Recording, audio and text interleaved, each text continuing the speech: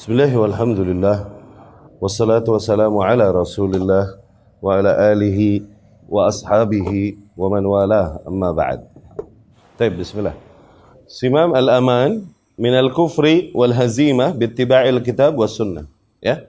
Lanjutkan pembahasan kita dari kitab Sittu Durar, ya. Benteng keamanan dari kekufuran dan dari keterpurukan, kekalahan itu dengan cara mengikuti kitabullah dan sunnah Rasulullah sallallahu alaihi wasallam. Ya. Lastu a'ni bihadzal fasl zahiruhu al-mutabadir ila adh-dhihn fahasab. Tidaklah aku bermaksud dari fasal ini, yakni dari chapter ini, tidaklah aku bermaksud sedang berbicara makna yang zahir saja. Okay? Dari judul ini. Okay? Dikarenakan li'annahu syai'un ma'lumun lil muslimina ilman nadhariyan 'ala al-aqal. Dikarenakan ini adalah hal yang diketahui oleh para kaum muslimin, at least theoretically. Setidaknya secara teori semua kaum muslimin tahu kemenangan, itu dengan mengikuti Al-Qur'an dan Sunnah. Dan semua kaum muslimin tahu itu enggak? Semua tahu itu, udah. Tapi aku lagi bukan bermaksud ngomongin sebagaimana yang diketahui umumnya kaum muslimin, enggak, gitu. Walakinnahu kalimah ila ulaika alladzina lam yaqna'u bida'watil kitab was sunnah. Tapi aku tujukan hal ini bagi mereka yang enggak pernah puas. Mereka enggak puas dengan dakwah, bentuk dakwah seruan kepada kitabullah dan sunnah Rasul sallallahu alaihi wasallam. Enggak puas dan enggak sabar. Okay? Kenapa? Hina ra'au ta'allub quwa al-kufri wan nifaq ala diyaril muslimin. Ketika mereka melihat perkembangan para orang-orang kafir, kekuatan kafir dan para kaum munafikin di negeri-negeri kaum muslimin. Enggak sabar mereka, akhirnya terus fokus kepada dakwah kepada Al-Qur'an dan sunnah ketika melihat perkembangan kekuatan orang-orang kafir dan kaum munafikin. Min yaumil Andalus. Demikian terjadi sejak masa Andalus. Andalus yakni di Europe, ya. Asbania, Spain, Spanyol. Ya. Dulu itu berjalan beberapa abad dikuasai oleh kaum muslimin, ya. Wa Filistin al-faqidatain. Demikian yang terjadi sejak hari atau zaman Andalus dan Filistin, Palestina, al-faqidatain, dua tanah yang hilang dari kaum muslimin, ya. Ila yaumil Bosna, terus demikian sampai zaman era Bosnia, ya. Wa Herzegovina. Ketika terjadi pembantaian etnis dilakukan oleh kaum Serbia. Jadi di Bosnia waktu tahun 90-an ya, 80-an. Hah? Tahun berapa itu? Al-Jarihatain. Ya, dua negeri kaum muslimin yang terluka. Wazdadal muslimuna wahnan ala wahnin. Hin qallat inayatuhum bimasdar quwwatihim. Akhirnya kaum muslimin bertambahlah derita di atas derita mereka. Ketika apa? Ketika mereka tidak lagi bergantung, tidak lagi memberikan perhatian kepada kitabullah dan sunnah Rasul sallallahu alaihi wasallam yang seharusnya menjadi sumber kekuatan mereka. Terjadilah yang terjadi. Derita demi derita. Penindasan demi penindasan atas negeri-negeri kaum muslimin. Hanu 'ala Allah hina sa'a dhannuhum bihima. Ya. Mereka akhirnya hanu 'ala Allah. Mereka tidak lagi yakin kepada Allah. Tampak hal itu ketika mereka bersuudzon kepada kitabullah dan sunnah Rasul yang harusnya menjadi sumber kekuatan, malah mereka berpaling dari situ. Bikin konsep-konsep dan metode-metode sendiri yang tidak ada dari kitabullah atau sunnah Rasul sallallahu alaihi wasallam. Bikin konsep-konsep pergerakan-pergerakan sendiri, harakah. Ya. Idh tasawwaru dha'fa atharihima fi an-nufus wa anna da'watal masjid qasirah an ba'thil ummah illa bi buta لا يكافئ النشاط الرهيب والمتنوع الوسائل الذي يقوم به الشيوعيون واليهود والنصارى. Mereka mengira bahwasanya dakwah-dakwah di masjid, okay? Mereka menggambarkan hal tersebut, dakwah-dakwah di masjid, mengajarkan Al-Quran, mengajarkan sunnah, itu tidaklah dapat membawa umat ini untuk bangkit. Kalaupun ia ada efeknya, tapi begitu lambat, bibutain, bati. Begitu lambat. Nggak bisa mengimbangi kemajuan dan agresivitas gerakan-gerakan, musuh yang begitu mengerikan, yang memiliki wasilah yang banyak untuk menjajah dan menindas kaum muslimin, yang dilakukan oleh kaum syuyu'iyun. Syuyu'i apa? Zionis. Ya? Wal Yahud, dan Yahudi dan Nasrani. Masa ngaji doang, belajar Quran, hadis ini itu. Kita ngomongin politik nih, makar negeri. Gitu, nggak mau mereka. Belajar kitabullah dan sunnah Rasul nih, kalaupun ada efeknya untuk ngebangkitin umat, terlalu pelan, nggak seimbang menghadapi gerakan mereka yang agresif. Gerakan musuh Islam yang agresif, cenah. Tuh, ada cenahnya yang di sini. Situ ada cenah. Wa hadhihi ad-da'wa, dan mindset demikian, in kana fiha haq, katakanlah ada kadar benernya sih, ada kadar benernya, nggak semua benar ya. Ada kadar benar ya, katakan kalaupun ada kadar kebenaran di dalamnya, yakfi ashabuha ithman in sarrafu wujuhan nash'i anil uquf ala al-wahyaini hifdhan wa ta'alluman wa ta'liman. Tapi cukuplah dosa, yakni dosa yang mereka, orang-orang yang memiliki mindset dan pola pergerakan demikian, memiliki dosa yang begitu besar kepada umat. Ketika mereka dengan gaya seruan mereka demikian, akhirnya memalingkan para bibit-bibit umat, para pemuda dari fokus mempelajari dua wahyu, yakni Al-Quran dan Sunnah. Hifzan, baik menghafalnya, ta'alluman atau mendalami dari sisi ilmunya, wa ta'liman atau mengajarkannya. Kenapa? Yang diajak adalah untuk fokus kepada gerakan-gerakan politik atau gerakan-gerakan membaca gerakan-gerakan politik dan lain-lain, tapi berpaling dari mempelajari kitabullah dan hadis Rasul sallallahu alaihi wasallam. Terprovokasilah para pemuda dan terpalingkan mereka dari fokus untuk mempelajari dua wahyu, kitabullah dan sunnah. Ya? Wala in habasa ba'dhum anfusahum li ta'limin nas dinahum faqallama yanzi'un bi ayah aw hadits illa tabarrukan. Kalaupun ada mungkin satu dua orang di antara orang-orang pergerakan tersebut memberikan ta'lim kepada manusia, mengajarkan materi-materi agama, tapi terus terang tidaklah mereka pakai kecuali satu dua ayat sebagai tabarrukan saja, ya, sebagai bentuk cari berkahnya doang. Wa illa fa husnu dhannihim bi kalamihim zahadahum fi kalamillah wa kalami rasulih sallallahu alaihi wasallam. Buktinya apa?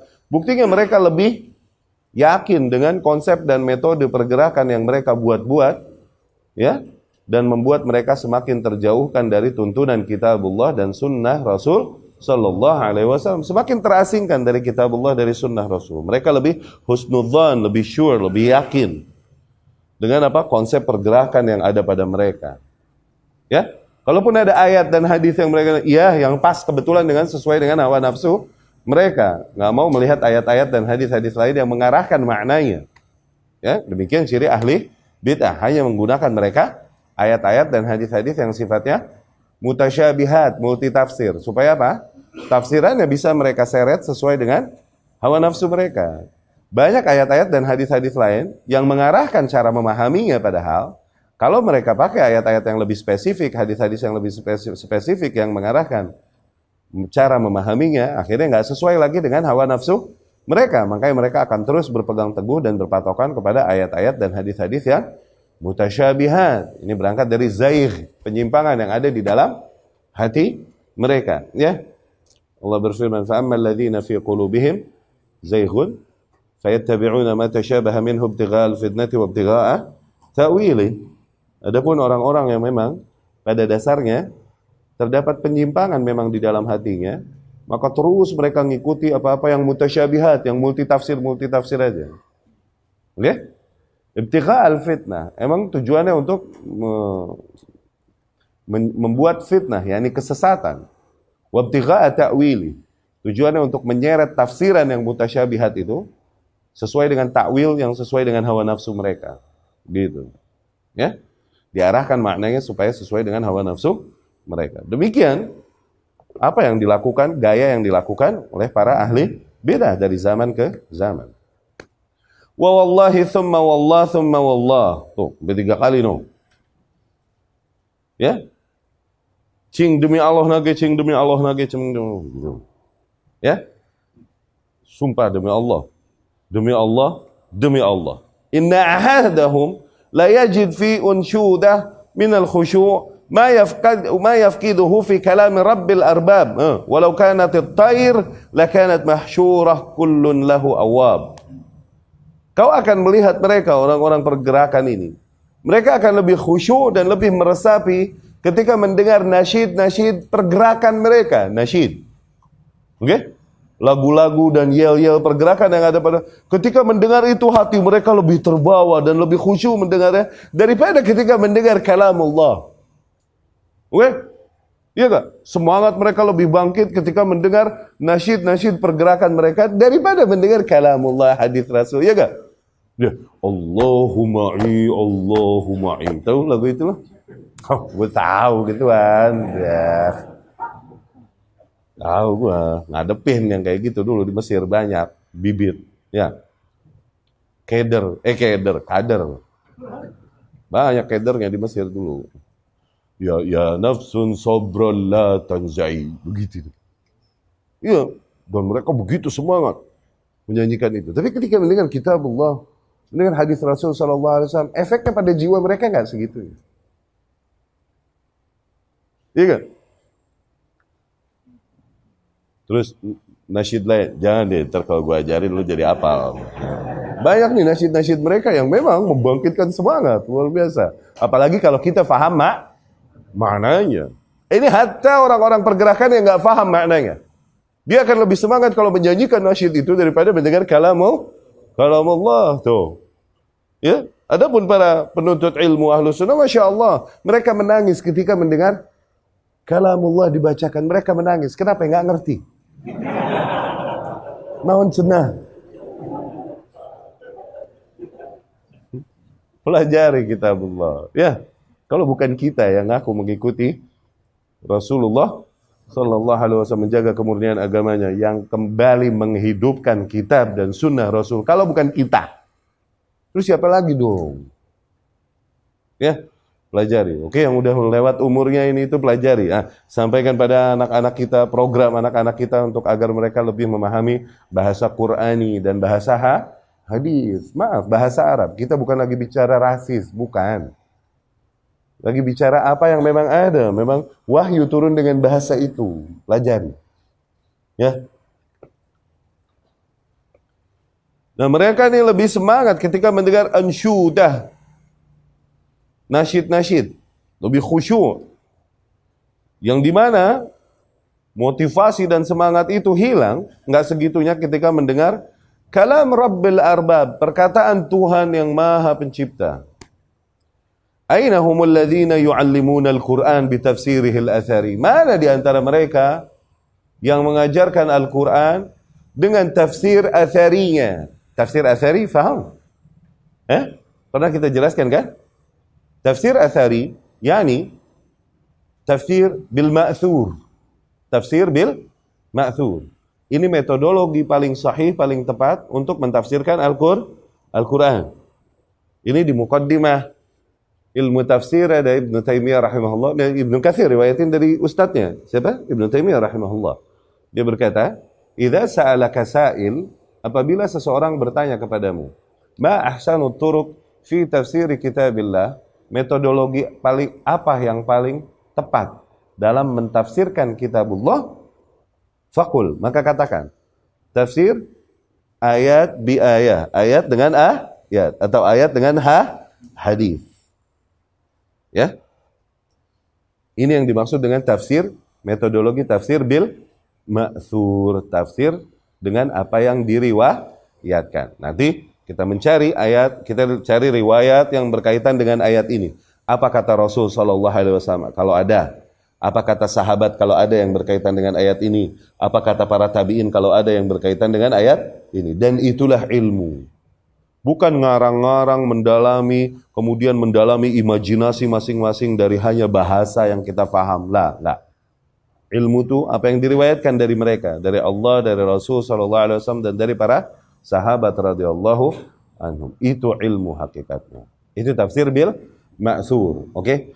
Kitab tafsir bil ma'thur, ada tafsir lughah, ada tafsiran Al-Qur'an dari sisi bahasa saja. Ada tafsir sufi, ada tafsir banyaklah bentuk-bentuk metodologi tafsir. Tapi tafsir yang paling tepat sesuai dengan kebenaran adalah tafsir bil metodologi tafsir bil ma'thur, tafsir dengan apa yang diriwayatkan. Karena dinuna, agama kita dinun sam'iyun, agama yang menyandarkan keyakinannya pada apa yang didengar. Haddatsana akhbarana, telah berkata kepada kami, telah mengkhabarkan kami. Kita tuh berpatokan pada kabar yang kita dapat, bukan pada imajinasi yang kita kobok-kobok sendiri dengan akal kita yang lemah. La. Inovasi-inovasi yang kita bikin-bikin. Enggak. Agama kita agama wahyu. Bahkan Rasul sendiri mendengar. Dinuna dinun sam'i. Agama kita adalah agama sam'i. Sam'i, yakni agama yang menyandarkan nilai-nilainya pada apa yang didengar. Sam'i. Makanya kita meneliti kabar-kabar tersebut. Tayyib. Kitab tafsir bil ma'thur paling pertama disusun, ini tafsir At-Tabari, Al-Imam Abu Ja'far At-Tabari. Ini Al-Imam Al-Mujtahid Al-Mutlaq. Dia mujtahid mutlak. Imam Tabari. Ya. Dia punya mazhab sendiri, ada mazhab Tabari. Cuman ya di antara ulama-ulama, di antara imam-imam yang memiliki mazhab, Cuman yang bertahan ini kan yang 4 ini kan yang kita kenal. Banyak ulama yang imam yang punya mazhab banyak. Di antaranya adalah Al-Imam At-Tabari. Kitab yang terkenal adalah tafsir At-Tabari. Ya. Dia hanya meriwayatkan semua riwayat yang ada yang berkaitan dengan ayat-ayat yang sedang dibahas. Tidak dia khususkan, dia pilih yang sahih-sahihnya aja. Enggak. Dia hanya meriwayatkan saja sudah. Disebutkan dengan sanadnya. Nanti dia hukumi, ini riwayat sahihkah atau dhaifkah, nanti dia hukumi. Tidak sedang mencari riwayat-riwayat yang sahih-sahih saja dimasukin. Enggak lagi begitu. Jadi dilihat, ini ada riwayat ini, dilihat sahih apa enggak, gitu. Nanti ada tahqiqnya dan lain-lain. Itu tafsir bil ma'thur. Dan kemudian tafsir yang paling dijadikan sandaran oleh para ulama dan direkomendasikan oleh para ulama, tafsir bil ma'thur adalah tafsir Ibnu Katsir rahimahullah. Tafsir Ibnu Katsir rahimahullah. Itu tafsir bil ma'thur yang paling dijadikan sandaran oleh para ulama dan direkomendasikan untuk para penuntut ilmu untuk dikuasai. Itu tafsir Ibnu Katsir. Itu tafsir bil ma'thur. Ya. Mana di antara mereka yang mengajarkan Al-Quran dengan tafsir athariyah, yakni tafsirnya secara ma'thur. Ya. Aina humul ladzina ahyau tariqat as-salaf fi tasmi' al-hadits an-nabawi. Di mana di antara orang-orang pergerakan itu yang menghidupkan kebiasaan dan gaya salaf di dalam tasmi' al-hadits an-nabawi, di dalam meriwayatkan sima'i hadis Nabi sallallahu alaihi wasallam. Ada pelajaran haddatsana fulan, haddatsana fulan qala. Tuh. Ini ada enggak di antara orang-orang pergerakan itu? Enggak ada. Ya. Wat taqlil min al-kalam al-bashari, ya. Banyak memperdengarkan hadis-hadis Nabi dan menyedikitkan perkataan-perkataan manusia. Ala ta'lamuna anna al-kuffara la yaqdiruna 'alaikum ma dumtum tatluna al-wahyaini? Tidakkah kalian ketahui bahwasanya orang-orang kafir itu tidak akan menguasai kalian, tidak akan lebih berkuasa atas kalian selama kalian masih mentilawahi 2 wahyu tersebut, yakni kitabullah dan sunnah Rasul. Ini dari mana disimpulkan? Dari firman Allah Subhanahu wa taala. Allah berfirman, Ya ayyuhalladzina amanu in tuti'u fariqan minal ladzina utul kitaba yaruddukum ba'da imanikum kafirin. Wahai orang-orang yang beriman, apabila kalian mengikuti sebagian kelompok dari golongan ahlul kitab, niscaya mereka akan mengembalikan kalian dari keimanan kalian untuk menjadi kafir. Ini makar terbesar musuh Islam tuh tujuannya apa? Bikin kita pindah agama. Makar terbesar musuh Islam tujuannya apa? Bikin kita meninggalkan semua keyakinan kita sampai agama kita tinggalin. Ngikutin semua yang mereka ajarin. Sampai agama kita akhirnya kita tinggalin. Itu tujuan mereka. Oke? Itu final destination mereka. Tujuan inti mereka ujungnya itu di situ. Wa kaifa takfurun? Bagaimana mungkin kalian menjadi kafir? Wa antum tutla alaikum ayatullahi wa fikum rasuluh. Gimana mungkin kalian bisa jadi kafir? Yani nggak bakal kalian jadi kafir. Kenapa? Kalian dibacakan atas kalian ayat-ayat Allah dan terdapat Rasul Allah di antara kalian. Ya, ini antibody berarti. Begitu kan? Wa may ya'tasim billah, maka barang siapa yang berpegang teguh kepada Allah, faqad hudiya ila siratim mustaqim. Maka sungguh ia telah guided, telah diberikan petunjuk, hidayah, dibimbing kepada the straight path, kepada jalan yang lurus. Ali Imran 100 wa 101. Wa fi hadha siyaqil karim faidatan huma. Dan dari ayat ini dapat kita tangkap dua faidah. Di antaranya yang pertama, ismah atba'al wahyaini minal kufr, yaitu antibodi bagi mereka yang mengikuti dua wahyu tersebut dari kekufuran. Ismah, penjagaan, kekebalan kita, antibodi kita dari kekufuran selama kita mengikuti wahyain, Quran dan sunnah.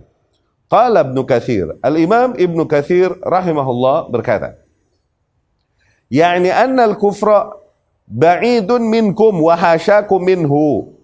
Di dalam mentafsirkan ayat ini, tadi kita bilang, ayo, tafsir bil ma'thur, di antaranya yang paling fenomenal adalah yang dianjurkan ulama tafsir Ibnu.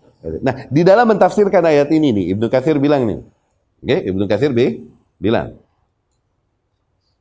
Baik. Yakni annal kufra ba'idun minkum, tuh bahwasanya kekufuran itu akan jauh dari kalian. Wa hasyakum minhu, tidak mungkin kalian akan terjerumus ke dalam kekufuran. Fa inna ayatillahi tanazzala ala rasulihi lailan wa naharan. Tuh, karena sesungguhnya ayat-ayat Allah terus berturunan atas rasulnya di malam dan di siang hari. Wa huwa yatluha alaikum, dan Rasul membacakan ayat-ayat tersebut atas kalian. Wa yuballighuha ilaikum, dan menyampaikannya kepada kalian. Maka kalian jauh dari kufur, ba'id, jauh. Begitu. Sampai Indonesia ba'id jadi pahit. Tadinya ba'id. Tadinya begitu, jauh. Begitu, pahit. Begitu. Nah, Al-Imam Ibnu Katsir di dalam mentafsirkan ayat ini jelas terdapat antibodi bagi mereka yang mengikuti kitabullah dan sunnah Rasul dari kekufuran. Ya. Beliau rahimahullah berkata bahwasanya kekufuran sungguh jauh dari kalian dan mustahil kalian terjerumus ke dalam kekufuran. Kenapa? Karena terdapat ayat-ayat Allah yang terus turun atas kalian. Terdapat Rasul yang menyampaikannya, membacakannya kepada kalian. Nah, ini antibodi dari kekufuran, ya. Watsaniya, itu makna yang pertama, nilai yang pertama yang dapat faidah yang pertama yang dapat ditangkap dari ayat tersebut. Yang kedua, annallaha ta'ala iqtasara ala dzikri a'zami kaidin yudabbiruhul kufaru lil muslimina. Kufaru fa'il lil muslimina wa huwa iradatu takfirihim. Di sini Allah menyebutkan satu tujuan yang dituju oleh kafir, dari semua propaganda dan makarnya yang mereka lakukan kepada para kaum muslimin. Yaitu apa? Iradah takfirihim. Mereka mau bikin muslim menjadi kafir kembali. No. Yaruddukum ba'da imanikum kafir. Mereka akan membalikkan kalian. Setelah kalian beriman, menjadi kalian kembali kafir. No. Itu propaganda mereka tujuannya.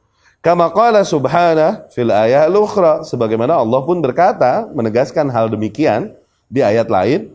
Allah berfirman, "Wadda katsirun min ahlil kitab law yaruddunakum min ba'di imanikum kuffaran hasadan min 'indi anfusihim."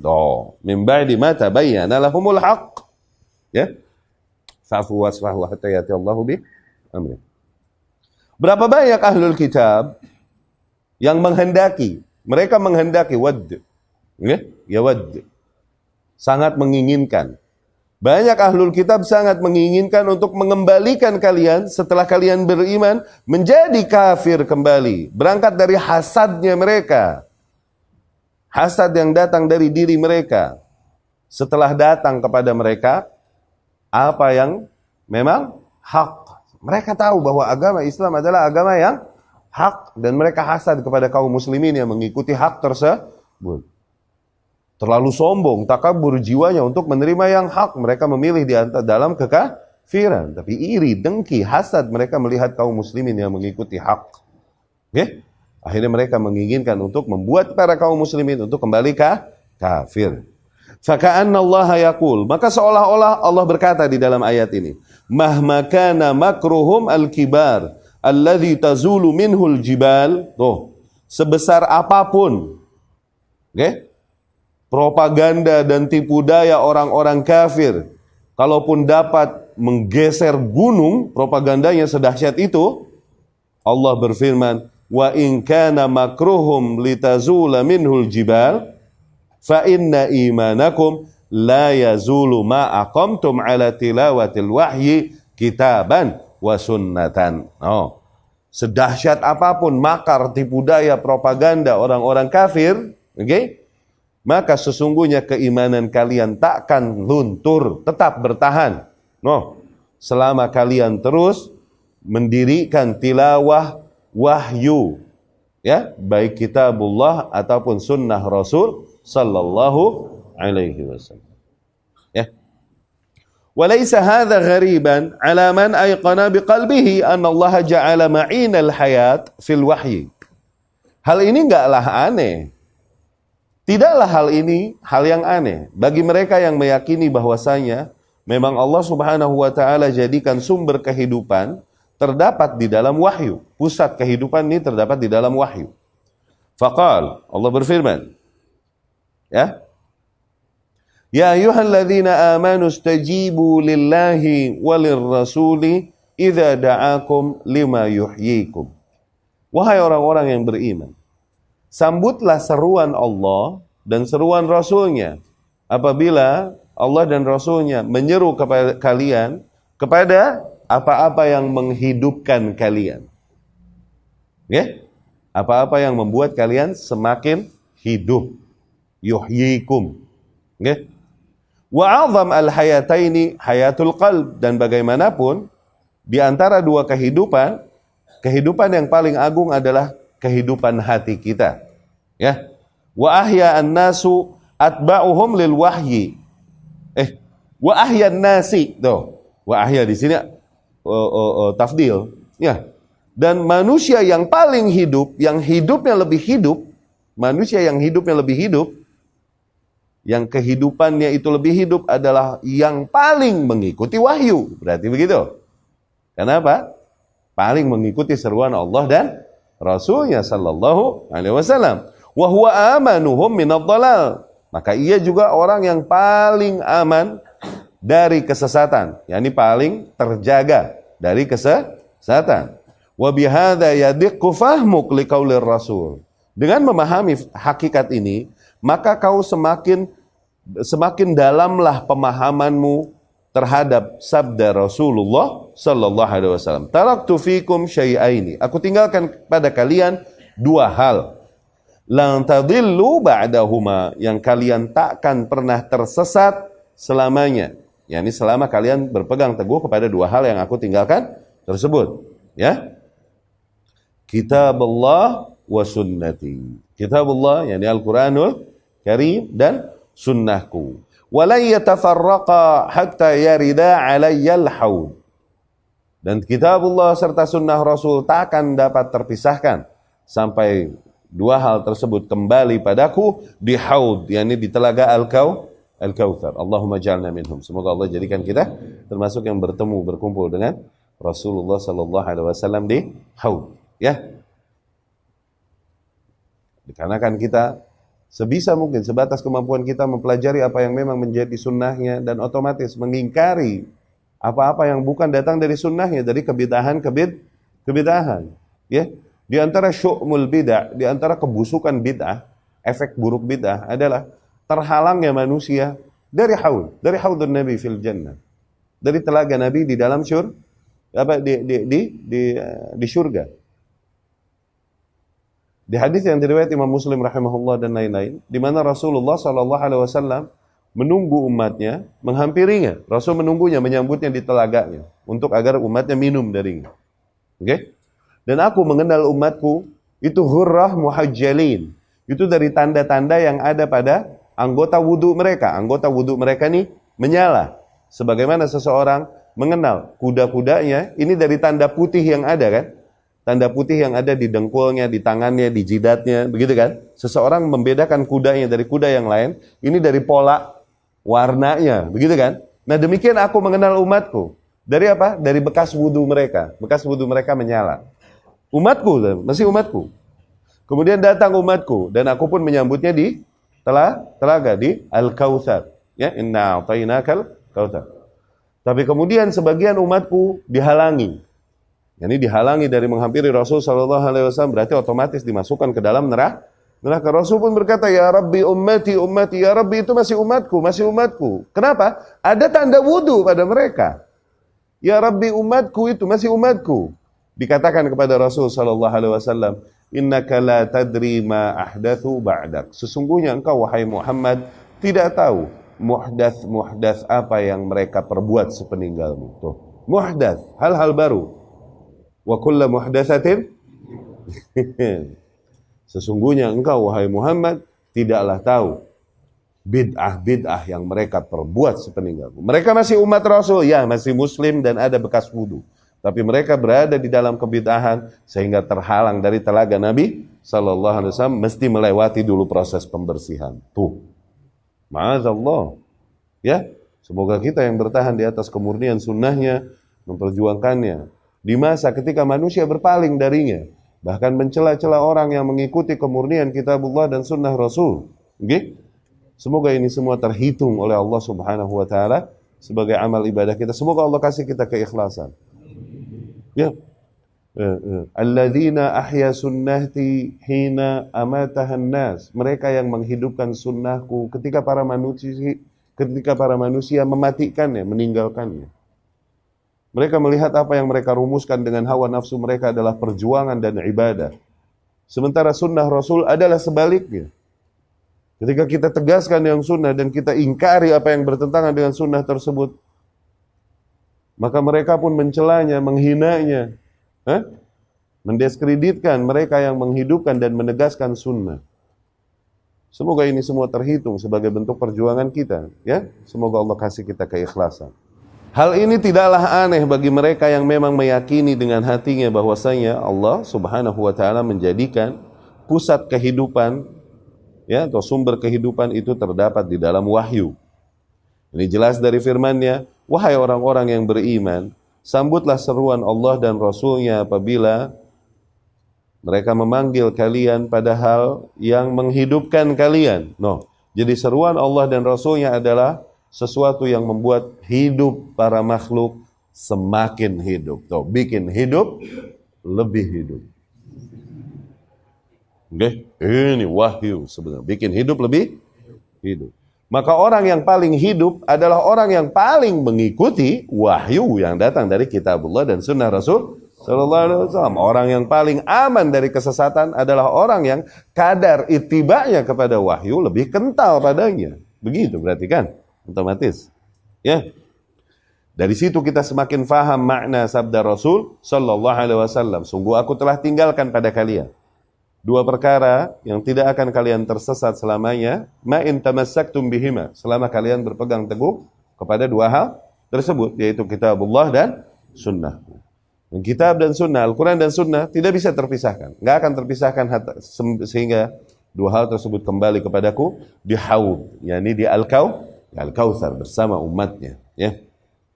Rawahu Al-Hakim, diriwayatkan oleh Al-Imam Al-Hakim, yakni An-Naisaburi. Ya. Dan diriwayatkan Imam Malik, yakni bin Anas, wa huwa Hasan. Dan riwayat ini Hasan. Wa qala Abu Bakar As-Siddiq radhiyallahu anhu. Abu Bakar Siddiq radhiyallahu anhu berkata, "Lastu tarikan syai'an kana Rasulullah sallallahu alaihi wasallam ya'malu bihi illa 'amiltu bihi."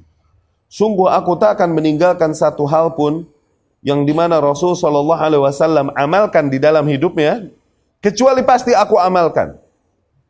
Yani semua hal yang diamalkan Rasul pasti aku amalkan sebisa mungkin. Nggih?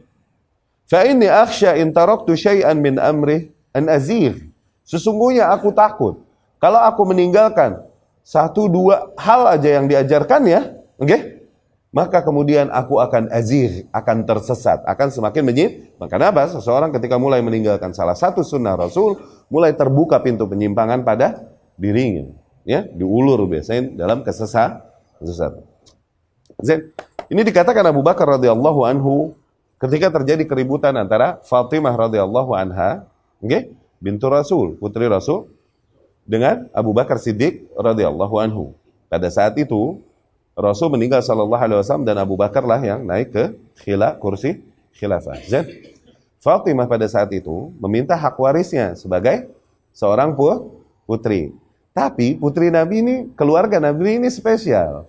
Memang tidak ada waris pada mereka. Karena apa? Abu Bakar tahu sendiri, Rasul berkata, "Nahnu ma'syaral anbiya la nurath." Kita nih para nabi, okay, tidaklah kita waris-warisan. Ma taraknaha sadaqah. Semua harta yang kami tinggalkan ketika kami mati itu jadi sedekah. Udah. Nabi yang ngomong gini sallallahu alaihi wasallam. Abu Bakar mendengar sendiri. Nah, sekarang Fatimah radhiyallahu anha yang dicintai oleh kaum muslimin karena kecintaan mereka kepada ayahnya Rasulullah sallallahu alaihi wasallam, dicintai juga oleh Abu Bakar. Abu Bakar adalah manusia yang paling mencintai Rasul. Oke, dia minta mana hak warisan ayahnya. Dibilangin begitu, marah waktu itu Fatimah radhiyallahu anha. Nah, ini kisah sahih, cuma jadi celah Syiah nih akhirnya. Jadi celah Syiah untuk mencela Khalifah Abu Bakar Siddiq radhiyallahu anhu. Ya. Mana? In mitta ant, faman yarithuk? Kalau kau mati, siapa yang mewarisimu? Anak-anakku. Demikian kalau Rasul mati, maka aku yang mewarisinya. Kata Fatimah radhiyallahu anha.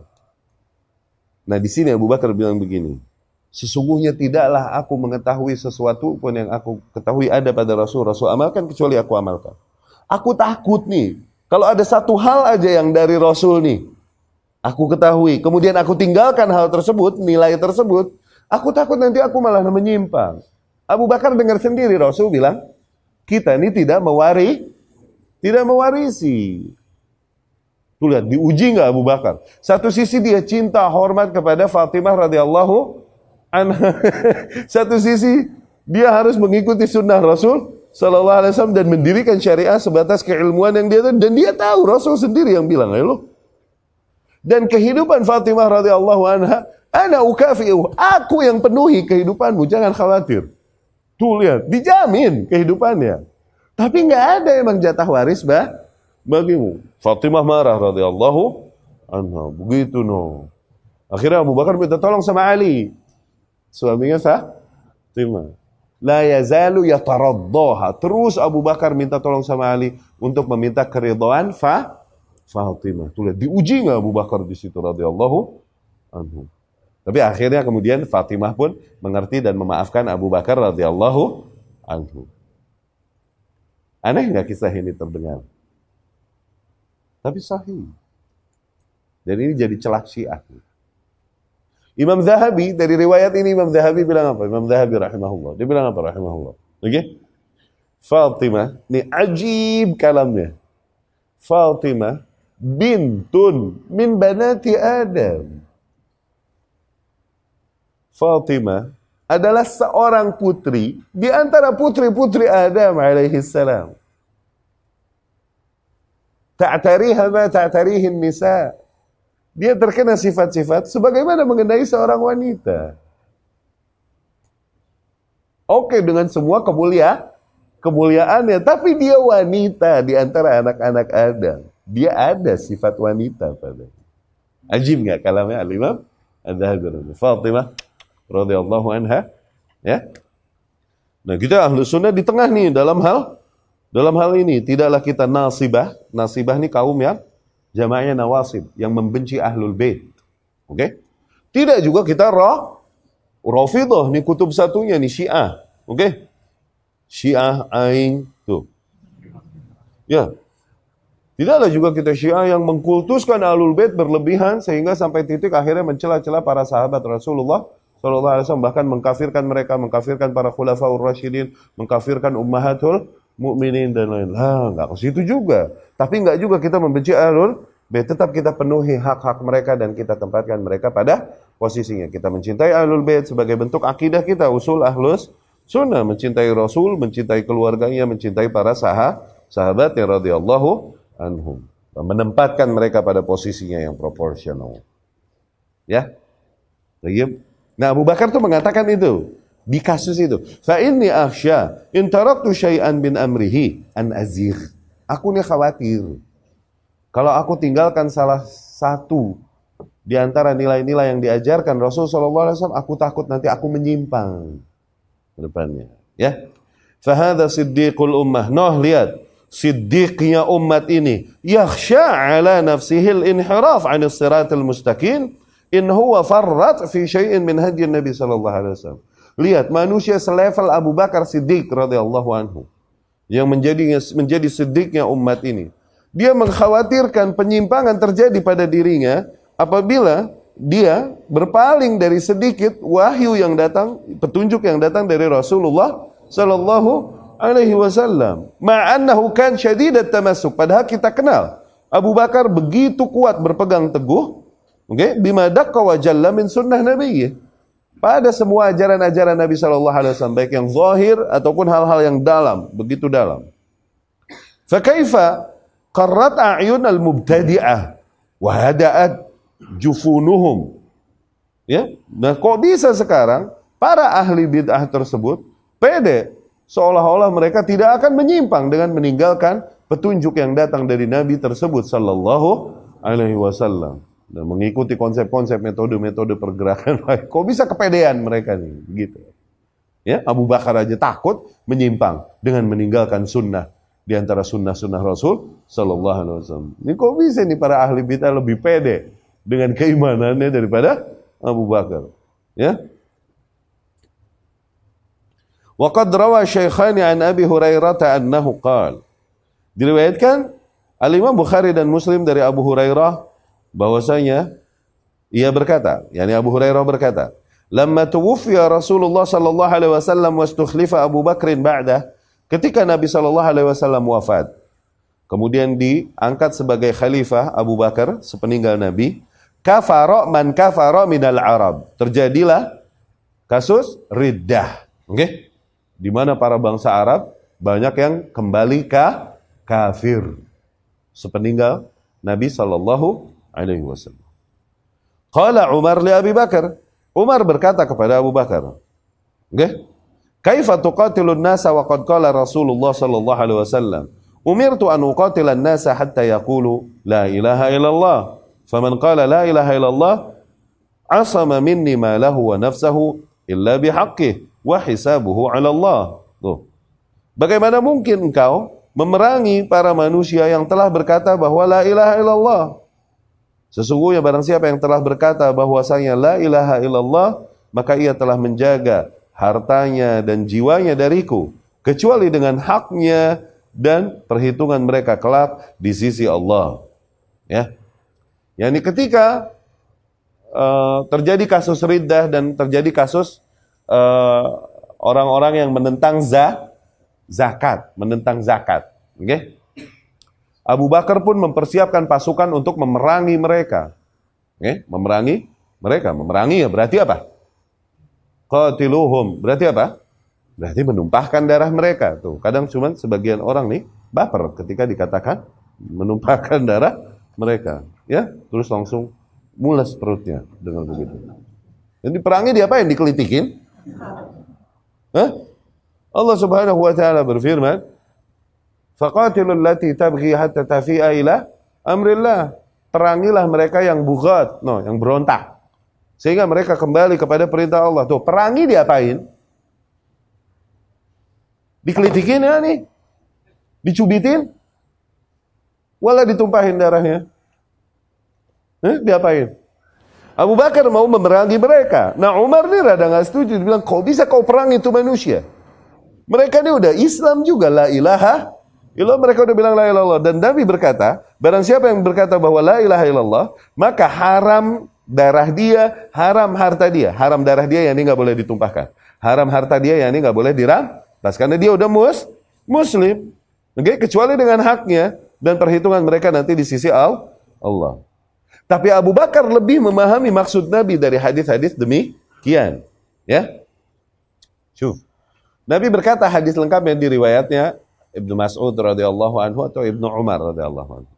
Umirtu an uqatilan nas. Aku diperintahkan untuk terus memerangi manusia. Hatta yashhadu an la ilaha illallah. Sehingga mereka bersaksi bahwa la ilaha illallah wa Muhammadar Rasulullah. Wa yuqimus shalah, sehingga mereka menunaikan salat. Mendirikan salat dan yu'tu az-zakah, menunaikan zakat. Fa idza fa'alu dzalik, apabila mereka telah melakukan itu, udah syahadat, salat, zakat, asama minni dima'ahum wa amwalahum. Atau usima minni, telah dijaga dariku harta mereka dan darah mereka. Enggak boleh aku colek. Oke? Illa bihaqqil Islam, kecuali dengan hak Islam. Oke? Kecuali dengan hak Islam, maknanya adalah apa? Islam punya peraturan. Islam punya peraturan, undang-undang. Yang bisa jadi seseorang bilang la ilaha illallah, tapi akhirnya mesti ditumpahkan darahnya. Ada tuh, illa bihaqqil Islam tuh artinya itu. Dia bilang la ilaha illallah, tapi dia melakukan kasus pembunuhan. Maka dikisos, ditumpahin darahnya. Kalaupun dia bilang la ilaha illallah. Dia bilang la ilaha illallah, tapi dia berburu di saat umrah, maka ditarik sebagian dari hartanya dan denda, dia mesti bayar dam kan? Iya kan? Dari hartanya kan? Ditarik hartanya. Tuh, ini maksudnya illa bihaqqil Islam. Faham? Wa hisabuhum 'ala Allah, dan perhitungan mereka nanti di sisi Allah. Artinya apa? Kalau nanti jangan seseorang berkata, "Loh, kalau gitu mereka syahadat, salat, zakat karena takut dari pedangmu dong. Bukan karena ikhlas lillahi ta'ala." Nah itu Rasul maksudnya bilang, perhitungan mereka di sisi Allah. Yani mau ikhlas mau kagak, urusan dia sama Allah. Urusanku, kewajibanku di dunia untuk memaksa mereka mendirikan hal itu. Toh, paham? Okay? Nah Abu Bakar tahu nggak boleh dipisahkan antara hak Allah salat dan zakat, nggak boleh dipisah. Menentang zakat berarti menentang salat. Okay? Maka mau diperangi oleh Abu Bakar, diangkat pedang atas mereka. Menentang zakat nih. Nah ini deh, kembali ke riwayat ini. Abu Bakar berkata, "Wallah, demi Allah, la uqatilanna man farraqa baina shalah wa zakah." Demi Allah, aku akan perangi mereka yang memisahkan antara salat dan zakat. Tuh, salat dan zakat itu sepakat, harus didirikan. Aku akan perangi mereka yang memisahkan antara salat dan zakat. Fa inna zakat haqqul mal. Sesungguhnya zakat adalah hak harta. Wallahi lau mana'uni inaqan, demi Allah, kalau mereka tidak lagi mau menyetorkan kepadaku inaqan atau iqalan di sanad lain, mungkin hal yang remeh. Iqal yani tali kekang kuda. Remeh nggak sih? Berapa sih nggak sih?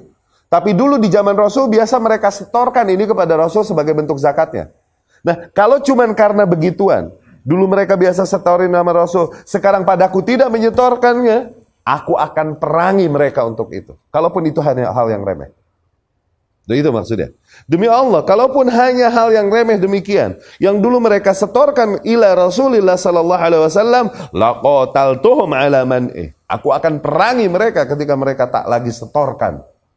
Sepeninggal Rasulullah sallallahu alaihi wasallam. Faqala Umar, akhirnya Umar pun radhiyallahu anhu berkata, "Fa wallahi ma huwa illa an ra'aitullaha qad syaraha sadra Abi Bakar lil qital fa 'araftu annahu al-haq."